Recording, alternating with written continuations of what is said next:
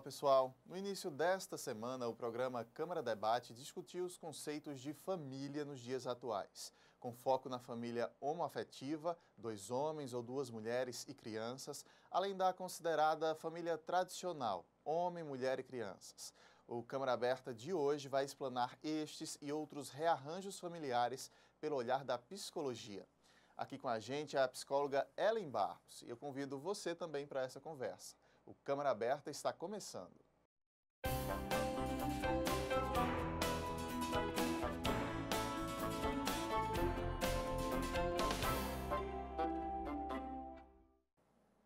Você de casa nos acompanhando, seja muito bem-vindo ao nosso programa e Ellen também seja muito bem-vinda mais uma vez ao nosso Câmara Aberta. Obrigada pelo convite, Lael. Eu me sinto honrada de estar aqui mais uma vez. A gente que agradece. Ellen, diante dessas novas formações familiares, isso também é novo para a psicologia? Vocês precisam se atualizar, ver como vai lidar com situações que venham chegar de crianças, de pai solteiro, de mãe solteira. É um assunto novo também para a psicologia? Não tão novo. É óbvio que no meados do último século até os dias atuais, as questões tomam proporções maiores. Mas não é um assunto tão recente na clínica, tanto que a gente já tem vários livros, vários estudos abordando essas questões. Não é tão novo, né? Meio século para cá a gente já discute essas questões dentro da psicologia. No nosso programa, no Câmara Debate, nós recebemos 2 convidados, explanamos um pouco 2 famílias específicas, como eu falei no início do programa, e a gente vai ver agora um trecho do debate onde os convidados foram questionados se a formação da família homoafetiva pode influenciar na identidade sexual da criança. O debate foi entre o pastor Clisten Corgeles, da Igreja Metropolitana de João Pessoa, que vive com um companheiro e juntos adotaram a criança, e com o pastor Ebenezer Tomás, da Igreja Evangélica Batista de João Pessoa. Vamos rever. Há discussões muito sérias em relação a isso, inclusive no meio jurídico, da questão de afetar, inclusive, a questão da influência da orientação sexual da criança. E é um debate que ainda está na sociedade. É possível acontecer? É possível acontecer. O senhor acredita que é possível essa influência à orientação sexual da criança? Não, de forma alguma. Até porque hoje, esclarecendo isso, não é orientação, é identidade. Né? Porque hoje, graças a Deus, a ciência tem evoluído bastante e a genética já comprova que a gente nasce homossexual. Né? Como a própria Bíblia também fala dos eunucos de nascença. Né? Então, assim, não é orientação. Ninguém me orientou a ser gay. Né? Também não é opção. Não optei por isso. Né? Simplesmente eu uso esse bordão de vez em quando. Quando foi que você escolheu ser hétero? Porque me diga o local, a hora e onde foi, porque eu vou lá também. Né? Então, ninguém escolheu ser hétero, também ninguém escolheu ser gay. Simplesmente, nascemos héteros, nascemos gays. Então, isso não... Minha filha pode sim ser, de nascença, né, vir a ser uma lésbica, como também pode vir a ser uma heterossexual. Isso aí é do fruto dela, do nascimento dela. Dentro dessa hipótese comportamental, levanta-se a questão da homossexualidade ser algo genético ou não. Isso também foi discutido durante o Câmara Debate e a gente vai rever também esse trechinho agora. A genética não tem o DNA dessa questão homossexual, não se achou isso ainda. E a questão de dizer que é algo natural, bom, eu vi uma entrevista de Jô Soares onde um índio afirmou que não existem homossexuais em tribos indígenas. Então, dizer que é algo natural é falácia porque existem tribos que não existe essa questão homossexual. Então, é uma questão de comportamento, é uma questão de sugestão de sociedade e é uma questão mais urbana da sociedade ocidental. Sendo assim uma questão de comportamento, o senhor acredita que há possibilidade de mudança? Há sempre possibilidade de mudança. Tá aí, Ellen, vamos tentar comentando por partes. Discute-se ali se é uma questão comportamental, se é genético, se pode mudar, se é orientação ou se é opção, ou se é identidade. Como é que a psicologia explica esse assunto? Tanto a psicologia, Lael, como a outras ciências que se interessam pelo assunto, não se chegou a um consenso a respeito da homossexualidade. Né? O o que se sabe é que essas questões genéticas, né, assim como o pastor reafirmou, elas não estão comprovadas, tá? A questão também da opção, ela é muito questionada, não existe consenso com relação a essa opção. Também precisa se reavaliar na fala do pastor com relação à cura, por ser comportamental e existe a possibilidade de mudança de comportamento. Nós, psicólogos, no nosso código de ética, tem uns artigos lá que nos proíbe de propor ou sugerir qualquer tratamento para mudança de identidade ou opção sexual dos indivíduos. Ao sugerir, o psicólogo estaria sugerindo que era uma doença? Isso. Existe um avanço muito grande da ciência quando ela tira de um dos seus manuais, né, quando ela retira das suas classificações, dos seus manuais de diagnóstico, a homossexualidade, antes compreendida como homossexualismo, né, esse sufixo ismo dá essa conotação de que seria uma doença, ela retira deixa de considerar a homossexualidade como doença e coloca como um comportamento que se desenvolve ao longo das relações afetivas desse sujeito com o meio em que ele está inserido. Né? E com relação à ideia de que a identidade sexual dos pais possa influenciar a identidade sexual das crianças, a gente sabe que isso é uma grande falácia. Né? Não fosse isso, nós não teríamos filhos de casais heterossexuais gays, né? Ou lésbicas ou bissexuais. Então, se trabalha muito e se pensa muito nessa possibilidade dessa identidade como uma construção social, né? Que tem relação com os vínculos que se estabelecem com as nossas figuras parentais, como isso é construído e como o sujeito desenvolve isso ao longo do tempo. A psicologia não vê, então, hipótese alguma de alguém ser influenciado, uma criança, a gostar de homem ou gostar de mulher? Não existe essa possibilidade. Né? Do mesmo jeito, e com isso eu reafirmo, de que a identidade sexual dos pais, ou de parentes, ou de pessoas próximas, ou, né, a gente viu aí no ano que passou, né, e esse ano também, novelas com beijo gay, outras cenas com relação à homossexualidade, e as pessoas dizendo que uma vez as crianças tendo contato e acesso a esses conteúdos poderia influenciar. E isso não tem registro, não tem fundamento científico, não existe essa possibilidade. Agora, é um assunto muito discutido, ainda muito preconceito, né, ao redor dele. Como é que se deve tratar com uma criança, um pai que a criança chegou da escola, por exemplo, comentou que tem um coleguinha com 2 pais. Como colocar na cabeça dessa criança para que ela não cresça um adulto preconceituoso, né, cheio de intolerâncias? Isso se dá sobretudo dentro de casa, né? Essa conversa que a gente tem que ter com os nossos filhos, de que a gente vive num mundo diverso, e que nesse mundo diverso ele comporta diversas formas de ser e de estar, né? Família, existe, o mesmo preconceito, me lembra muito um preconceito que existia há décadas atrás com relação a filhos de pais separados. Né, de que filhos de pais separados seriam transviados ou desviados, estariam mais propensos a cometer crimes, e aí a gente viu que ao longo dos anos isso não se deu, isso não se configurou. É o diálogo. Dizer que existe essa possibilidade e que ele tem que respeitar, né, a identidade e a escolha de vida que aquela pessoa fez. Não incentivar comportamentos preconceituosos dentro de casa. E aí vem a escola também para ajudar nessas discussões como um todo. Eu questionei, inclusive, os pastores a respeito de que uma criança que vive num lar com 2 pais ou com 2 mães, se ela estaria aí fadada a sofrer algum tipo de preconceito ou de estranheza à sociedade. A gente vai rever esse trechinho também e volta comentando. Vamos ver.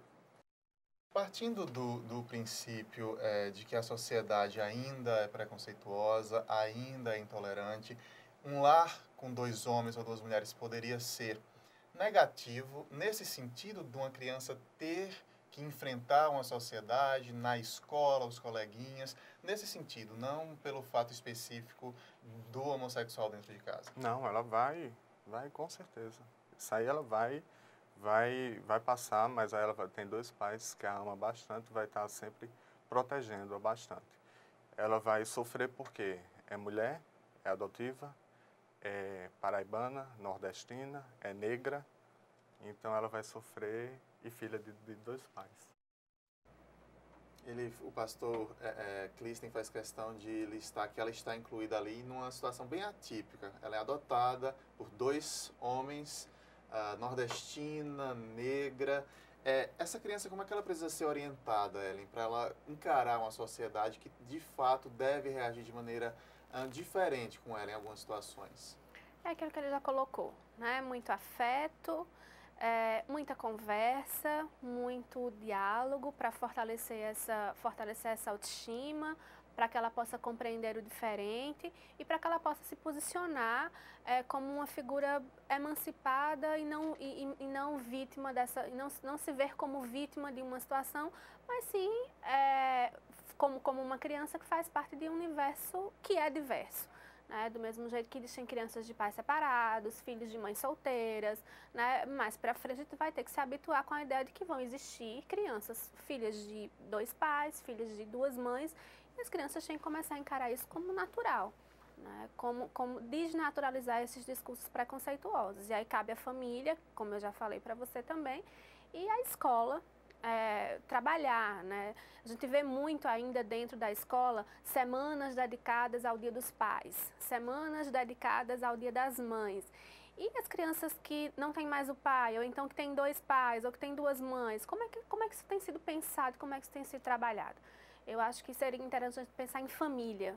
Algumas escolas, inclusive, eu ouvi falar que extinguiram o Dia dos Pais e Sim. das Mães e criaram um Dia da Família, Isso. que se comemora nas 2 datas. Né? Isso. É importante isso? É interessante isso? Muito, porque aí a gente vai conseguir rearranjar e realocar todos esses modelos de família que a gente tem.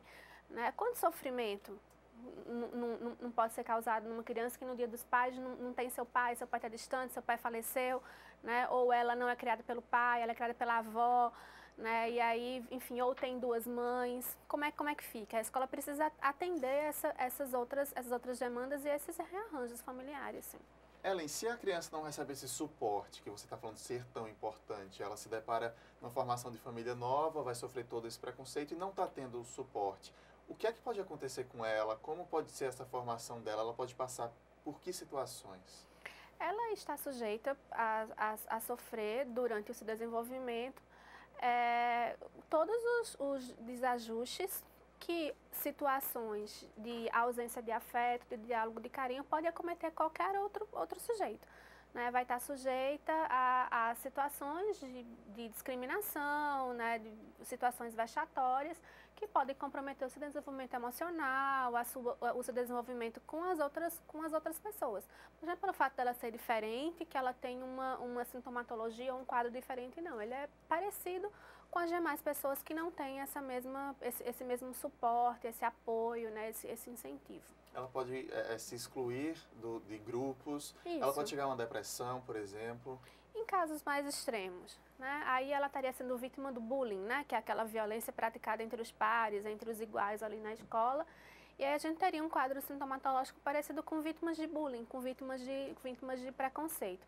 Em casos mais graves, mais severos, uma depressão. Mas se retrair, não querer ir para a escola, choro frequente, enfim, todas essas questões mais características de alguém que esteja sendo discriminado ou violentado. Ok, vamos fazer uma pausa aqui rápida para o intervalo. Na sequência, então, a gente continua falando sobre esse assunto. Até já.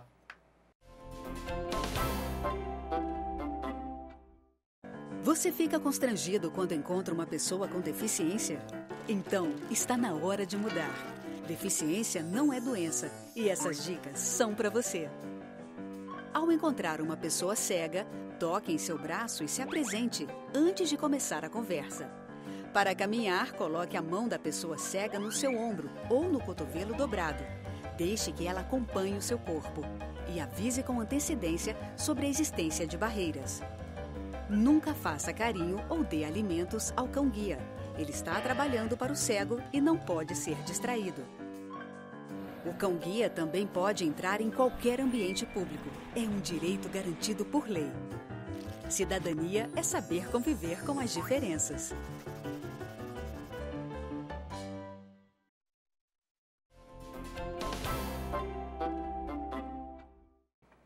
Câmara Aberta está de volta hoje entendendo o papel da psicologia diante das novas formações de família. Nossa convidada é a psicóloga Ellen Barros. Ellen, durante o debate, o Câmara Debate que a gente discutiu isso, a gente também falou da influência da mídia, na sociedade, a mídia quando apresenta esse tema das novas formações. Vamos rever então esse trechinho do debate e a gente volta comentando. Que nos últimos 5 anos, todas as novelas têm colocado casais homossexuais, isso aí eu estou fazendo uma conta por alto. E o problema é quando você coloca o casal hétero como desajustado e o homossexual como sendo ajustado. Você está passando uma falsa imagem e está jogando semente de preconceito às avessas. Na questão e isso tem sido passado novela após novela. Além do mais, nós temos que levar em conta que grande parte dos escritores de novela também são homossexuais. Então, estão fazendo uma apologia àquilo que é deles mesmo. Então, infelizmente, é tudo normal, é uma campanha que está sendo feita com o tempo, é a longo prazo, em que está tentando jogar o debate. Se for jogar o debate para uma discussão, tudo bem, mas se for para fazer uma apologia, realmente é uma batalha desigual. O pastor Ebenezer, ele acredita que há uma apologia por parte das novelas ou da mídia, ali ele deixa isso claro, a cultura gay, como alguns chamam, classificam. O pastor Clista, inclusive, eu me lembro que ele falava que não, que ele achava positivo isso para a causa deles, fazer com que a sociedade passe a achar esse assunto mais comum. De fato, há uma influência da mídia, positiva ou negativa, em qual causa que for? A mídia nos influencia diante de conceitos diversos? Sim, a todo instante. Seja em comerciais de propaganda, seja em propagandas, em comerciais ou em novelas o tempo inteiro. E é interessante, eu não sei se vocês têm observado, mas que de uns tempos para cá, de 10 anos para cá, a própria formatação dos ditos comerciais de margarina, o próprio tipo de família que esses comerciais eles têm trazido para as nossas casas atualmente, ele está sendo diferenciado. Você vê uma avó conversando com uma mãe, sugerindo que essa mãe seja uma mãe separada. Então, é lançar, na realidade, a semente do debate, não a semente do preconceito, mas acreditar isso como uma realidade. A gente não tem como fugir disso. E eu costumo dizer que não é a vida que imita a arte, a arte que imita a vida. Então, o que a gente vê e o que a gente assiste é o cotidiano, está sendo relatado ali o cotidiano, o conflito. E eu não acredito que seja para fomentar o preconceito ou a discussão. E eu também não acho que a gente tem que se colocar de um lado ou de outro como se fossem oponentes, ou como se um tivesse certo ou outro tivesse errado, muito menos o que é normal ou o que é anormal. A gente não pode partir as nossas discussões desses pressupostos, de que exista um modelo que seja normal, ideal, mamãe, papai e filhinhos. Essa família formada por mãe, pai e filho não é garantia de indivíduo ajustado. A gente tem como resultado disso a nossa sociedade, a sociedade que a gente vive, não é uma sociedade de indivíduos ajustados. E também não pode acreditar esses novos modelos de família a ideia de que ela vai gerar indivíduos desajustados. Eu acho que a discussão não parte daí. Eu acho que as novelas, a televisão, a mídia como um todo, ela tem trabalhado na garantia de direitos desses sujeitos, que são iguais e têm a opção de manifestar o seu desejo sexual da forma que ele achar mais conveniente e mais cômoda. E é um canal interessante, Ellen, porque assim, a escola, como você já citou, deve educar Sim. dessa maneira. A mídia, a gente sabe que atinge milhões de pessoas, uma TV a nível nacional, atinge ao mesmo tempo um país inteiro. Esses reflexos são necessários para que a gente evolua nosso pensamento sobre os mais diversos assuntos? Sim, mas de maneira crítica. A gente tem que ter muito cuidado para não cair na mesmice, para não cair no ridículo e para não cair no estereotipado de determinadas situações. Ela é importante, sim, quando ela fornece um debate rico, um debate que a gente possa nos abastecer de informações e saiba enxergar aquelas realidades com questões mais críticas. né? Não cair na ideia de deixar as coisas tão estereotipadas ou colocadas de maneira tão, às vezes até vulgar mesmo. Ellen, tem um caso específico aqui da atriz Ana Carolina Lanes, que fez a Ágata de Avenida Brasil. Foi um sucesso nacional, eu acho que todo mundo se lembra, mas a gente tem até uma foto aí para o telespectador se lembrar dela. A atriz, né, não a personagem, a atriz, ela vive com 2 pais. Após a morte da mãe dela, o tio a adotou e ele vivia com um companheiro. Ela vive numa situação completamente atípica. Perdeu a mãe, não vive com o pai biológico, né? E vive numa casa de homossexuais, né? Um tio homossexual que vive com um companheiro. Como é que se deve cuidar de uma criança dessa também, para que ela não se frustre, para que ela não entre numa depressão, para que o mal não aconteça? Existem cuidados específicos. Eu acho que são os cuidados que todas as crianças merecem, né? Carinho, atenção, respeito, limites, diálogo, saber se colocar, conversar, informar para essa criança que ela é, no momento, minoria e que ela tem que se portar e se colocar diante das pessoas com respeito, com dignidade, que o fato de ser filha de 2 homens, né, de ser cuidado por 2 homens, não a faz inferior a nenhuma outra criança. Os cuidados que devem ser destinados a elas são os cuidados que são destinados a qualquer criança. Não existe nada específico ou nenhuma orientação que não seja do diálogo e a da informação. Agora, essas crianças, elas tendem a amadurecer primeiro, porque os pais deram a ideia de que o mundo tem problemas, de que o mundo tem preconceito, de que ela precisa se prevenir disso. Elas tendem a amadurecer antes da idade que seria normal? Eu acredito que sejam crianças que estejam mais habituadas a saber lidar com as diferenças. Talvez elas respeitem até mais por ter essa compreensão de que também são diferentes, as demais diferenças, né? Os deficientes, os negros, né? Respeitar, enfim, as minorias como um todo. Eu não acredito que elas estejam em situação de vítimas ou de acuadas, não, sabe, Léo? Eu acredito que elas estejam numa situação de que elas são diferentes, porque tem uma formatação familiar diferente, mas que pode se opor a isso e viver tranquilamente, sem nenhum percalço. Vamos falar de outro tipo de formação familiar muito comum hoje em dia, que é o pai solteiro ou a mãe solteira com a criança. É preciso, de alguma forma, compensar a ausência do lado feminino ou a ausência do lado masculino nessa família? Muito importante essa pergunta e é interessante que as pessoas que estejam em casa, elas estejam atentas para uma questão. Quando a gente fala de pai e de mãe, a gente não está falando necessariamente da figura masculina ou da figura feminina. Na psicologia, a gente fala de função. Um indivíduo que cumpra a função paterna ou um indivíduo que cumpra a função materna. E esse indivíduo pode ser qualquer um, né?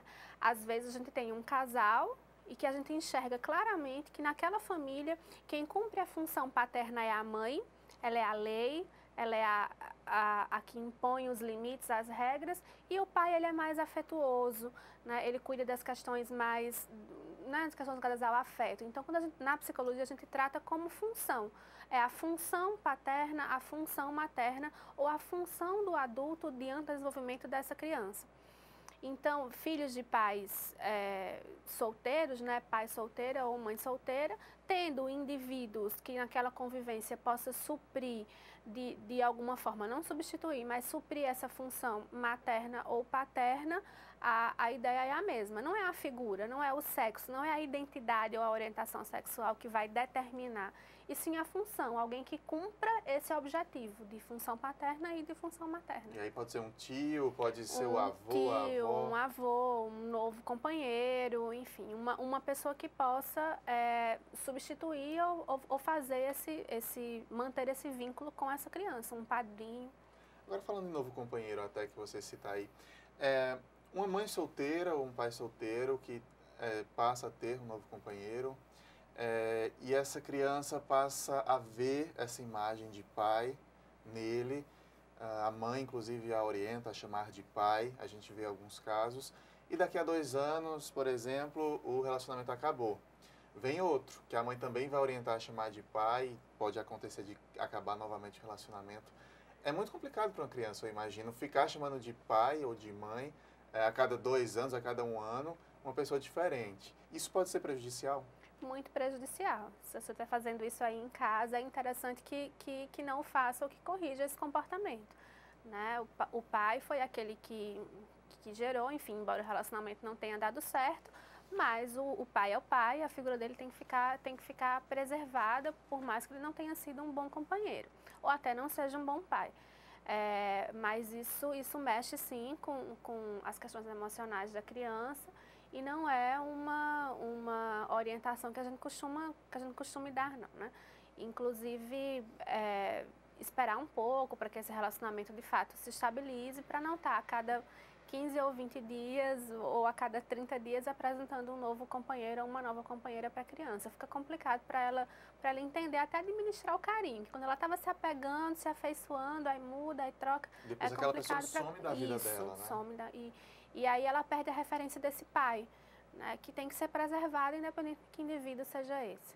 Ellen, tem uma outra situação aqui. Eu estava assistindo, inclusive, acompanhando em casa um programa de TV de uma mãe que deu a guarda do filho, se separou e deu a guarda ao pai.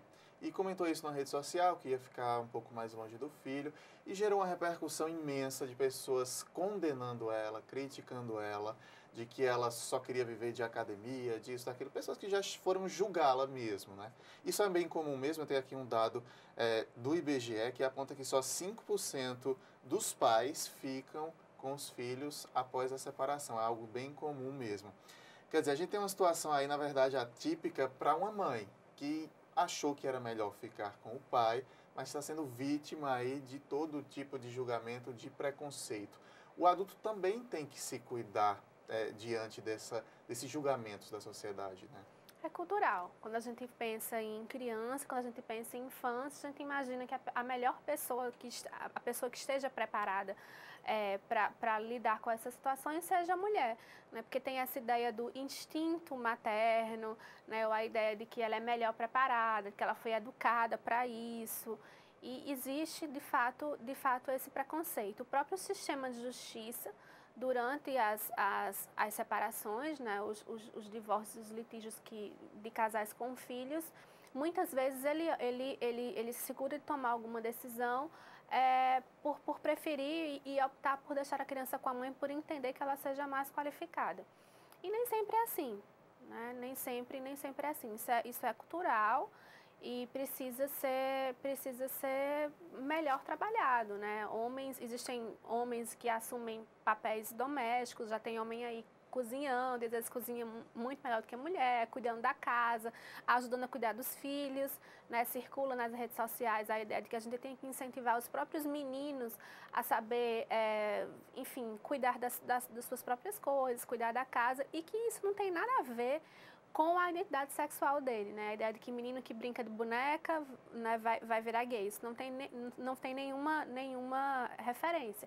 É a ideia de que ele pode ajudar a sua futura companheira, com a criança, com os cuidados com a casa, enfim. É desmistificar preconceitos mesmo. Ellen, a gente está quase precisando encerrar. Eu queria, então, que você esclarecesse para a gente o seguinte: qual o momento que um pai deve procurar ajuda profissional, deve procurar um psicólogo, ou para a sua criança, ele precisa sentir alguma coisa, algum fator ali que demonstre a ele, ou para si mesmo, caso ele esteja confuso, esteja sem conseguir lidar com aquela situação. Tem alguns fatores para a gente observar no momento de ajuda profissional? A ajuda profissional, ela nunca é contraindicada. Sempre que houver a necessidade de se conversar, uma orientação, uma escuta qualificada, algumas intervenções que precisam ser feitas, né, com esse casal, com essa criança, ela nunca é contraindicada. Quando ele perceber, né, que o arsenal, os instrumentos que ele tem, ele não está conseguindo dar conta, né, será muito bem-vindo nos consultórios dos psicólogos que estão aí aptos, né, treinados e qualificados para fazer uma intervenção, uma escuta e dar orientações importantes para esses indivíduos e para qualquer outros. Bacana, Ellen. Muito obrigado mais uma vez por sua presença aqui. Seja sempre bem-vinda ao Câmara Aberta. É só chamar. Obrigada. Valeu. O nosso programa de hoje termina aqui, mas você pode entrar em contato com a gente e interagir sempre pela internet. Curta nossa fanpage facebook.com/TV Câmara JP. Lá você pode rever nossos programas, sugerir, opinar, deixar seu comentário lá. Mande sua mensagem para a gente. Muito obrigado pela companhia e até a próxima. Tchau.